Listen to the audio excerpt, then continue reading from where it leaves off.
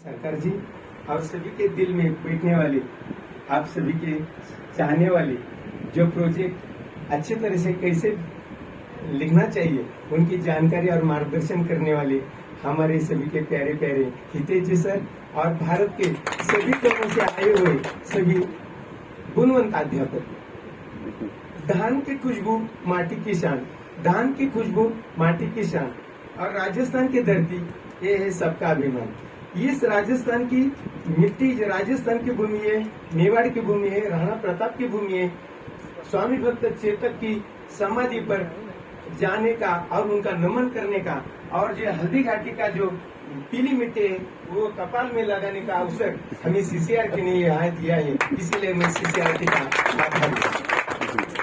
आज 17 सितंबर से 26 सितंबर तक संस्कृति मंत्रालय तथा सीसीआरटी के ज्ञान के उल्टा वृक्ष पर भारत के कोने कोने से आए हुए ज्ञान पंछी बैठकर आज आपके हाथ से सर्टिफिकेट लेकर अलविदा होकर आपके स्टेट में जाने वाले हैं। इसीलिए आप हमारा परिवार था, आपने इतना हमें ख्याल रखा कि आप हर तरह के स्टेट से आए हुए भी हमारे घर के आप 10 दिन नहीं आई है। आपने अभी सरकार ने हमें सभी की जो आपके रूल्स बहुत डिसिप्लिन बहुत स्ट्रिक्ट थे, लेकिन हमने वो पालन करने का वो बहुत बड़ा प्रयास किया है और सीसीआरटी ने विविधता में एकता का संदेश दिया है। हम सब हिंद देश के निवासी सभी जन एक है, रंग रूप वेश भाषा चाहे अनेक है, लेकिन वो एक क्षेत्र पर आने का जो मौका हमें सीसीआरटी ने दिया है।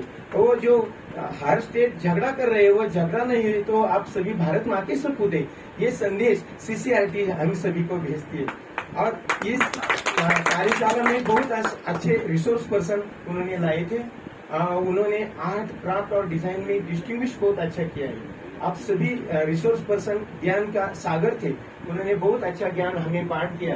तो हम हमारे रीजनल लैंग्वेज में जब जाएंगे स्टेट में तो वो कला का बढ़ावा देकर वो सीसीआरटी को वो फोटोग्राफ हम भिजवाएंगे और सीसीआरटी के हम सब मेंबर हैं।